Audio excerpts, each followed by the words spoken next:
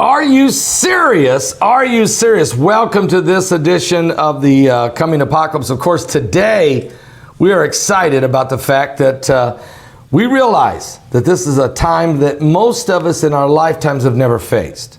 We got to roll the clock back 102 years to the days of the Spanish flu, or maybe let's just go back 75 years ago in World War II and the attack on Pearl Harbor, so many years ago. But certainly the nation of America is in a crisis. And it's not just us. This is the whole world under the same umbrella, dealing with an unprecedented pandemic of biblical proportions.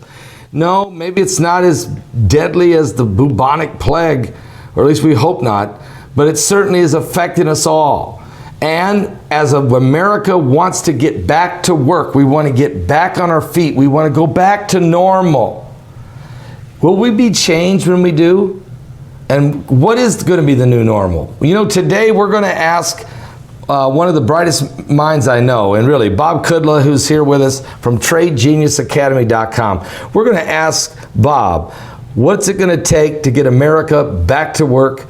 Can the $2 trillion stimulus actually get us there?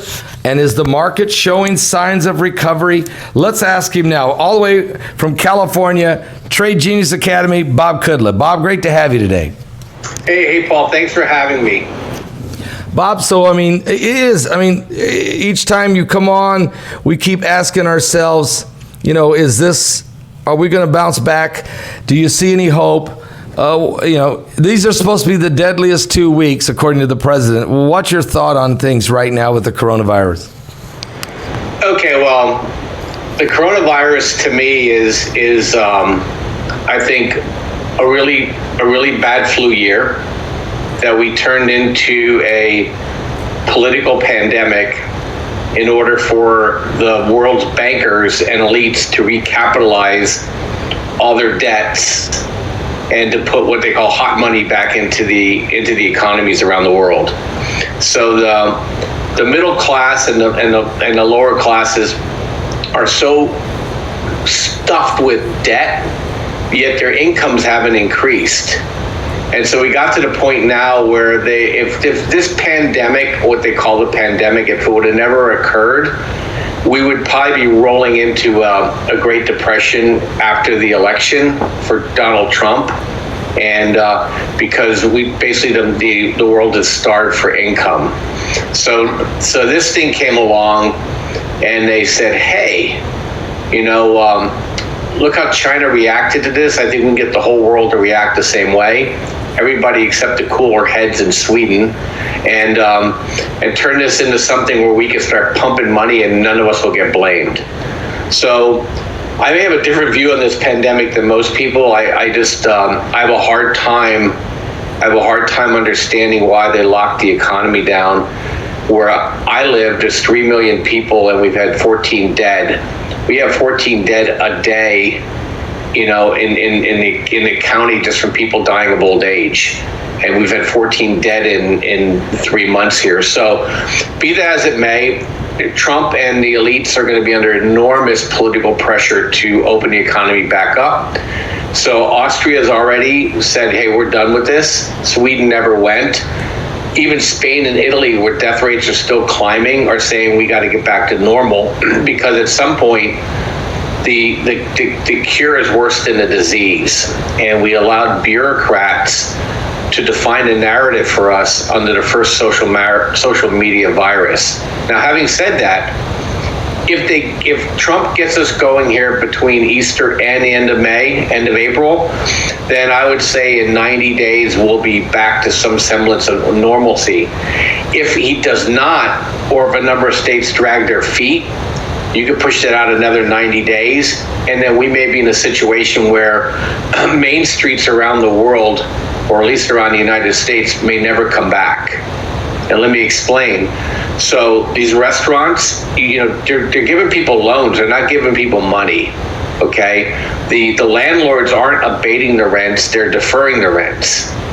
And so when people don't normally just pop right back tomorrow, I'm going to just jump back and go to restaurants. We scared people We truly scared people. People will never be the same again, and at least this generation. And so they're not going to go to restaurants. They're not going to go downtown. They're going to demand to work from home. So all the inner cities around the country are going to start hollowing out. So that's going to be one of the effects of this that's going to last a long time. Now, on the upside is that we're going to see a lot of business rolling back into the United States. Supply chains, you're going to see them all come rolling home again. And you and I talked about this before. So when we go into what we call these depressionary kind of contractions that we're probably going into right now, is that the United States ends up being relatively safe, because we're the ones that been getting the imports, number one, and number two is we're the ones that our dollar's been pushed out there, and it's all going to come home. Investment's going to come here, jobs are going to come back here, and the dollar is going to remain the reserve currency. And at 0% interest rates, that $2 trillion, Paul, that you referenced in the beginning, that $2 trillion of direct stimulus is probably going to be triple or quadruple that when it's done. And the money that they're going to set aside for loans for the banking system is going to go from $4 trillion probably to $10 trillion. And I'm not kidding. They're going to have to reliquefy about half of our GDP to get this thing back on the bend up again. This is a great analogy you're making, and it's very interesting because we've heard so many different analogies of the coronavirus situation we're in, this crisis that is affecting our economy. At some point, I keep hearing President Trump say, we got to open the company back. We got to open the country back. We got to get back to work. He says it like 4 or 5 times every press conference, as if he's begging somebody somewhere to let him flip the switch, and I think I'm with you. The 38 states that we've studied that are in pretty good shape, Indiana, one of those states where we don't hardly have any, the death rate's very, very low and cases are low in comparison.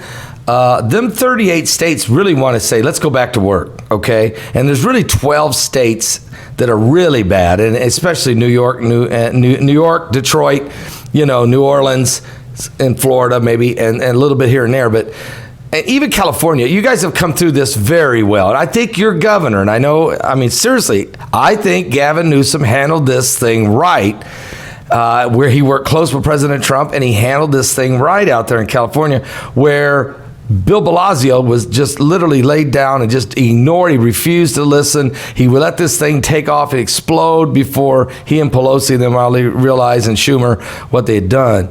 But I think you're right that this is a global reset going on. And this was, they were probably going to do this after the election, but they had to they might as well do it now while they have this crisis. And I'm just wondering, let me ask you a question, because you're right about the businesses coming back to America. They're going to come back to stay. Our pharmaceutical days in China are over. Everybody's coming back to package it. But what's going to happen to Europe? They failed to do a stimulus package. They can't seem to get out of their own way. What's going to happen to Europe? Well, Europe is, they can't do a stimulus package because they're not one country. And so, look, Paul, we talked about this before. It's iron and clay. You're going to see that whole thing disintegrate. And, I think you're going to see the Nordic League, the old Hanseatic League come back together. And then you're going to see the old Roman Empire on the bottom come back together, right? And they're going to probably have multiple currencies. So you got England now with a currency. You have the Northern Alliance will probably have one, and then you'll have the Club Med will probably have one if they don't break into their own individual currencies, because it was never meant to be. It was an economic union that they wanted to make a political union, but they couldn't do it. And then when everybody took the common currency and decided just to overspend, there's no mechanism to control the spending, and there's no mechanism to do these bailouts. So, so Europe's in tough situation. And China, China's dead. Everybody keeps talking about China's coming out of this great. That's all narrative building. Not only the United States is talking about this, Australia's talking about this, and Germany's talking about, hey, maybe we're a little too dependent on these people. I don't know if you saw the garbage that China sent to Europe in terms of the protective equipment and the vaccines and the testing kits were garbage. Right, no good. No good. They don't even work. Yeah. It didn't work, and so people are like saying, "Hey, we can't rely." And we're going tribal anyway, Paul. I talked about this before. I said the globalists totally screwed up because they got greedy and they just wanted everything for themselves. Now what's happening is, and this was happening before the virus, is that Trump and Brexit and all these other situations were in such a situation where they were going to say, hey, we got to produce more at home. And you have to, when you're this debt-addled, you have to be able to create velocity to create tax income. And the only way to do that is you force all your velocity, and your velocity means the transactions of the economy has to all stay on shore. You can't have it leaking out, through buying imports. So you're going to see that happen anyway. This now gives the Congress an excuse, and it gives the administration an excuse to use congressional and executive privileges to say, hey, pharmaceutical, you're essential industry, you're back home. Technology, chips, you're back home. Telecommunication, you're back home. And all of a sudden now everybody's back home, and then now we'll raise wages for people, and it'll cause the basically the opposite of the hollowing out effect we've had since NAFTA. And so that's a good thing, and it's okay to have inflation, and it's okay for the companies not to make a whole lot of money with the inflation, because now it's time for them to do their part, because they sucked us dry since, essentially, since 1994, 96, where they just started to just extract. Yeah, it was a big outsourcing thing. It really started under the Clinton administration in the early 90s, and it went right on through the Bush era, the Obama era, until the Trump era began. And then he said no more of this. And this just gives another reasons why you have to have borders, or you don't have a country. You have to have your own control of your own economy. Folks, pick up the phone if you want to know more about how to trade during this time. Bob's running a stimulus package, basic training, or also crypto training. We got it right there on the screen. Pick up the phone and call at 1-800-949-1408. That's 1-800-949-1408. Now, you can get in on his training. Guys, opportunities are, the ceiling is now been set at $29,500 before the coronavirus crisis brought that market down to $19,500. Guess what? It's already back. Today it's setting at, we're up 700 points or 600 points. We're setting right now at 23,200 or 350 points or something. So it's come back 4,000 points since it hit the floor. I believe it will continue to inch up back to 2,900. It may get there by election day. I'm telling you, I'm really believing that. And gold is right now at $1,662 an ounce.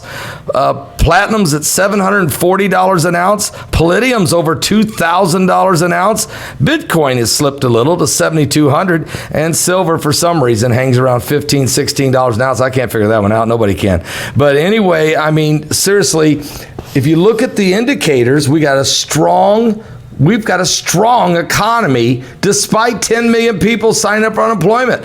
If we can get back to work, let's say, Bob, the 1st of May, with 2, 3, 4 stimulus back infusion of cash into the economy, I mean, it could help us, couldn't it? Yeah, look, it all depends on execution, Paul. It's really how fast they get the money out into the system. Right now, it's not coming out fast at all, So I see this and feel this directly. My wife's business is shut down, completely shut down. Big part of our budget, right? So apply for the emergency stimulus stuff, apply for payroll protection for the employees. And we're told basically that, hey, maybe if we have money, maybe you'll get it. And I mean, that doesn't sound like Trump talking every evening about, hey, I'm for small business. And I'm not alone on that, so, if they can't get the money out to the people, we're laying off people, right? Or we're going bankrupt. So that's translate that across millions of small businesses. They slipped a couple Mickeys into this thing where they allow big corporations that have franchises to be able to tap into this thing, and they'll suck all the money out, Paul. So it's really all about execution at this point. How many people got the $1,200 yet? My daughter got, our company laid everybody off. Everybody laid off, indeterminable when they're going to come back to work. She's still waiting for her unemployment check, and we're California. We got shut down a couple weeks before everybody else. So I know you praise Gavin Newsom, but if he doesn't turn the economy back, I mean, you're going to have 12 million people unemployed here alone, and I don't know how that helps people. So they're going to have to hippity hop this thing, and they may have to go mainline with the money. The banks aren't lending it out. They're worried about their capital structures, and they're saying, well, we can't take on all this debt, on our books that people are going to borrow, because they don't know if people are going to pocket the money and close the business down anyway, right? And then to file for bankruptcy. And then so there's a lot of unknowns out there. The way they structured it, they thought they were pretty clever, but they really, really need to start thinking about how to push this into the economy fast. And if they don't fall, I'd be talking 90 days from now saying, Bob, when's this Great Depression going to end? Wow. Bob, it's a great point about execution. And the fact that California did basically shut down 2 weeks ahead of everybody else. I had no idea that they hadn't got the unemployment checks flowing yet. I mean, normally, and this is going to go state to state, there's no doubt about that. Some states will probably execute their unemployment better than others, but this is a disaster if the states can't execute the unemployments. And you're right. If the federal government cannot execute the stimulus, now it's supposed to start next Monday, April 13th through the 18th. These stimulus checks are supposed to be hitting bank accounts across the entire country. But if they don't execute this thing, there's going to be mutiny. I mean, it's going to get ugly fast. And you're right. The American public is patient, and they are being patient. But you can only hold on so long. And these small businesses, this PPP or whatever it's called, Payroll Protection Act, they got to get that in the hands of these small businesses or it's over. It's over. I mean, it's almost over for a lot of restaurants already. You know what I'm saying? So you're on track with this. Yeah, I guess I probably threw out a little love toward Gavin a little too soon. Hey, look, I'm proud of what he did. I think these guys are going to get drunk with power, and he's not talking about this ending anytime soon. So, I'm normally extremely optimistic guy, but I woke up today not optimistic because I just realized that everybody that already is getting paid in government doesn't have a sense of urgency for all the Americans who are not. Right. I would love to see there saying, hey, nobody in government gets paid until the people get paid. Then these checks would have been out yesterday. So, so that needs to happen. So, but look, I'm a trader, so it really doesn't matter to me what happens. I just need to know, how to position myself for every eventuality. So I'm neither optimistic or pessimistic about that. I take the cards that are dealt with me. I just feel for my family, my fellow Americans. My daughter's sitting here. She's sitting with $4 in her checking account, and she goes, Dad, what am I going to do? I want to work. I can't work. And she goes to school full time, so she can't even, now school's at home. She's sitting at home all day, so it's, it's really, those are the kind of things that I think aren't appreciated, Paul, in terms of the translation from look at what we're all doing for you. It needs to happen. Now, having said that, once it happens, this thing is it's gonna be like a slingshot, right?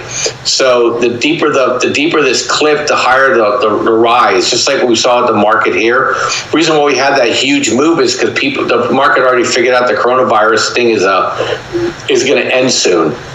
But we're going to dip again before we get to that back to all-time highs, Paul, because that lag I just referred to. Yeah, because of the execution. But when all this money comes in, we're going to all-time highs in the stock market. See, that's huge, and that's exactly what I thought. And in other words, it's like a boomerang. Once the money does release, once they start cranking these direct deposits across the country, hope will all of a sudden rise again.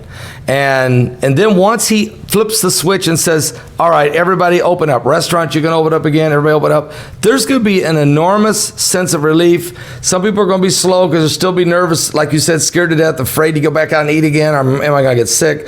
But there's going to be this enormous hope. And like you said, I think the stock market is going to get, remember, I said it early before the year started, I said 30,000. We will hit 30,000. We were at 29.5, and here comes the coronavirus.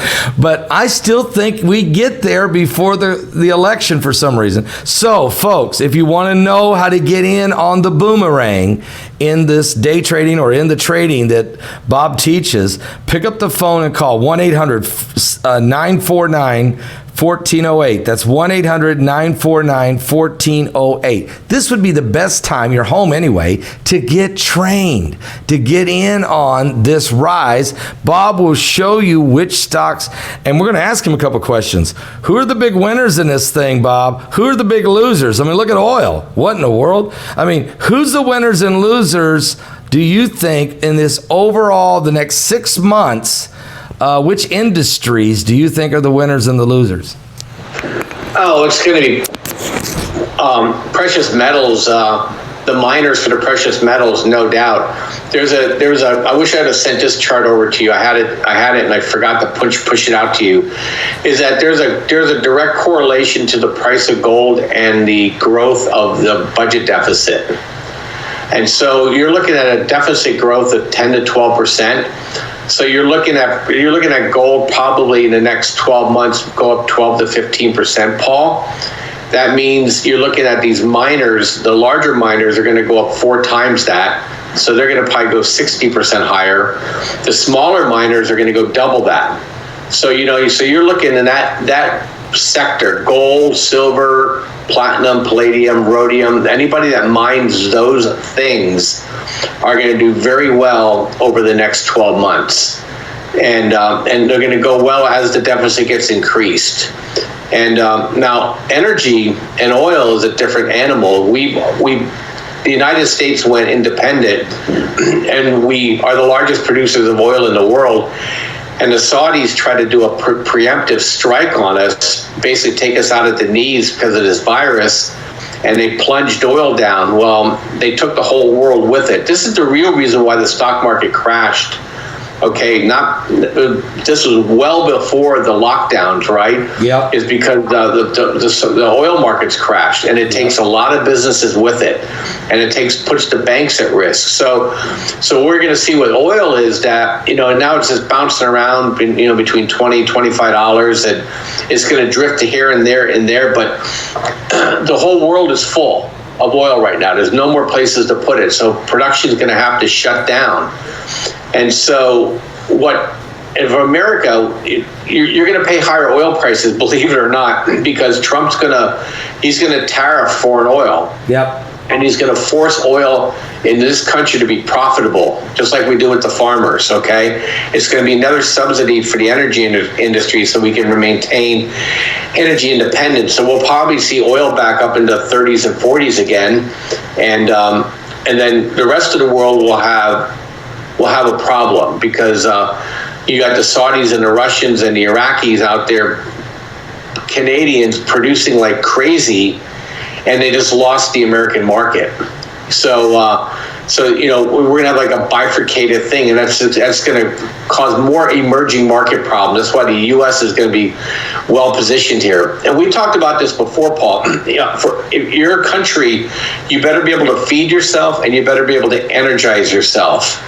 And you can see that Trump got no pushback. Normally people holler and scream at him for everything. When he said, I'm going to raise oil prices to protect our industry, you heard nothing from the other side. Zippo. Everybody knows the game game now. We have to be independent because who knows what's going to happen with the economies, and we're going to lock down our biggest industry. So that's going to happen. Biotech's going to probably be huge. They're going to probably be the huge winner out of this, Paul. It's just that we just don't know who within that group is going to do well, because now they've figured out how to attack some of these diseases, and Trump's clearing out the bureaucracy so that people can move faster. And then robotics is going to be huge, because even though a lot of these companies are going to come back into the United States, they're going to get a high-tech makeover when they roll into here, because we still can't compete against Asian labor prices, right? So they're going to make these factories a lot more automated. And so those are the areas that I'm looking at. And then the ironic one is, as oil prices fall, tanker stocks will do well, and vice versa. If oil prices rise and tankers go down. So we're going to see these yin-yang kind of trades happening, Paul. So one industry goes down, another industry goes up, and so we take our clues from that. So that's how we see the next 12 months. Yeah, that's a great point. Bob Kudla, folks, with us, TradeGeniusAcademy.com. And you can go to his website at www.tradegeniusacademy.com, or you can pick up the phone and call him at 1-800-949-1408. Now, Bob will help educate you and get you started into trading. You may have never traded before, and this is an opportunity to actually get started. He picks a lot of good winners. His percentages and the amount of money that you can make off your investment is higher than it normally would be with anyone else, simply because Bob studies not only the trends of markets, but I know this personally, he studies the weather patterns and how they affect different industries. And now he's studying the coronavirus to figure out how that's going to do it. And there's got to be some winners in the pharmaceutical world too, I would think, Bob. And the supplies, there's going to be companies in America making masks and gloves and stuff for quite some time. Do you see some winners jumping up here? Yeah, and one of the things I sent you was we've been trading Teva Pharmaceuticals as an Israeli company that it's involved in biotech and vaccines, and we've had some nice trades with that. So that one's sitting in the portfolio. It's already an established company, and it's trading at a level where it's affordable for most people to take a big enough position in. So, and I just want to let people know too, we do more than just train you, Paul. So we not only do we teach you how to fish, we actually provide you the fishing equipment too. So we actually allow our algorithm to sit on charting programs that people have access to, so people can even trade other things than what we trade, and that way you can whatever you like to trade, you can see the buy and sell signals right on your own PC. And then we put out a couple trades a day for people too. So we actually throw you fish too. So I don't do as many fish as Jesus gets to do, but I'm able to throw a few fish a day out there to help people. So we do more than just educate. We actually help you make money too. I love that, Bob. I love your analogy. And Bob's a really good Christian and very focused. And I know that this has got to be, Hulk Hogan's quote about, hey, you know what, America, we worshiped our athletes, so God shut down our stadiums. We worshiped our actors, so he closed the theaters. We worshiped the musicians, so we can't go to the civic centers. And we wouldn't go to church, so he just closed those. Okay? So maybe we will come back to him.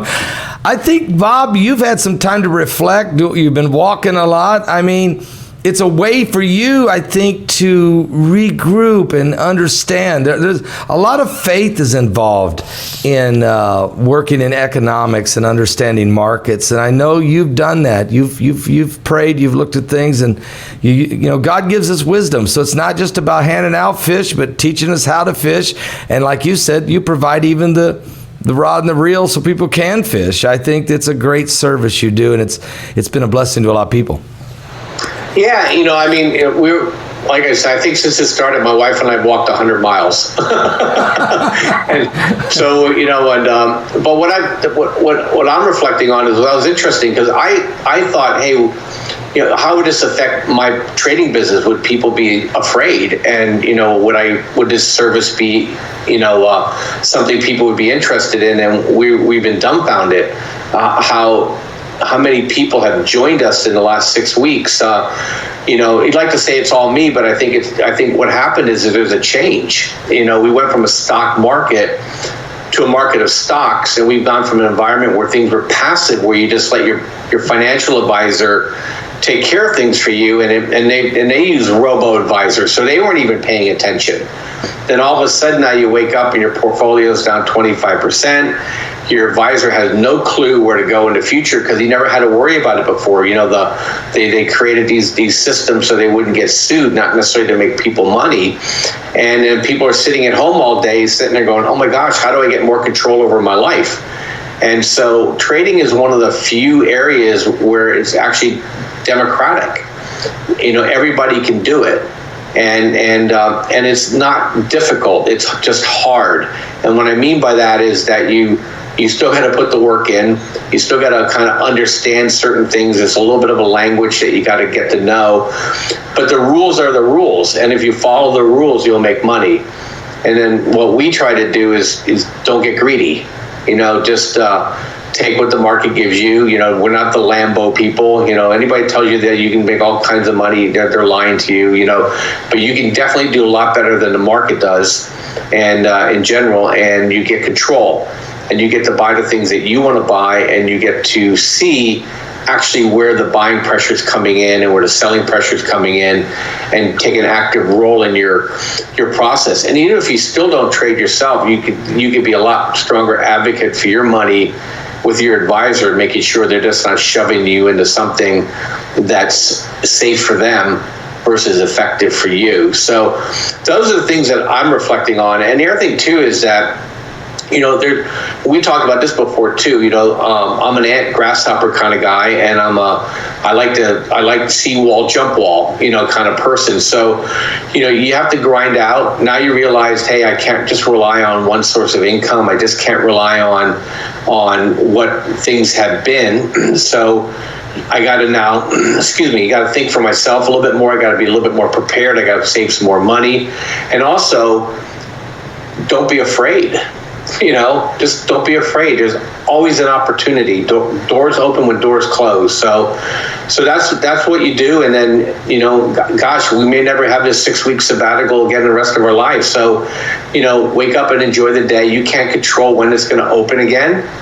You just prepare the best you can and enjoy the time with your family. So, unfortunately for me, my wife worked at home and I worked at home. The only good thing is we get to see our daughter more. I don't know how happy she is on that. She may have a whole different reflection than we do. Well, one last quick question. I know we're running out of time, but the housing market, do you see it being okay or falling or picking? What's this going to do to it? Yeah, so if you own REITs, you're probably in trouble. If you own commercial real estate, you're probably in trouble. If you're in the housing market, you're going to get a blip and it'll likely come back. And so that's my view on the housing market. If you're a contractor, you're going to probably do a lot more home remodeling. I think new construction is going to slow down. And I think apartment owners and mall operators, they're going to see a lot of heavy renegotiations. So if you own those, the value of those are going to go down. So I would stay away from the stock market, anything real estate related. Do not listen to what people tell you on TV. The dividends are going to go down, the values are going to go down, and some of these guys may not even be paying their bills. And you got to realize too, next 3 to 6 months, there's a lot of people that won't pay rent. Okay, so it's probably a year or two before that part of the real estate comes back in. Hey, if you own a home, you'll be able to refi again here pretty soon. And if you're looking to buy, you'll probably get a good deal in the next 6 months. And then home real estate will probably come back again. There's a 2-year. I'm going to give it. I agree with you 100%. If you're out there and you own different apartments or you own different rental properties, you're gonna have a tough ride. Okay, if you already own your own private home, get ready to refinance because the interest rate's going to drop out of the world. You're going to get a great chance to save some interest there, and give yourself 2 years. Your value of your home be right back, if not higher, as things will bounce back. But boy, if you own a mall, find something else to do. Okay, I don't know. What are these guys going to do who own these shopping malls? People are not going back. It was already dying. Amazon had already basically taken over the whole world with online shopping. Now it's even be stronger. I mean, it's over, isn't it? The days of... Paul, not to that point is, somebody made an analogy that I think I'm going to steal is that, these panics tend to accelerate trends that were already in place. Yeah. So, you look at Amazon, you look at Walmart, those type of people are accelerating, and then Simon Properties and the different other mall operators are definitely, they're going to have to reconfigure what they're going to do with that space. So if you're investing in those sectors, you probably should move your money while we're getting this dead cat bounce right now in the market. So that's why you need to learn about markets and join Trade Genius Academy. Just so you know, and maybe so to help you understand your 401k. Where is your money at in your 401k? Get control of your own life. Go to www.tradegeniusacademy.com. That's www.tradegeniusacademy.com. Of course, put Jesus Christ first in your life, folks. Put him first always and never. Now you should always keep him first. Not just when things are going good, but at all times, okay? And Bob, we appreciate you being with us today. I think it's a great educational broadcast, and people go over there and check it out. www.tradegeniusacademy.com. He's got a stimulus package going right now to get you started, so take advantage of this opportunity with Bob. Bob, thank you for being with us today. It was a great program. Thanks, Paul. Thanks for having me. Bob Genius at tradegeniusacademy.com. Check it out, guys. You can pick up the phone and call him, of course, at 1-800-949-1408. Guys, keep looking up. It's going to be okay.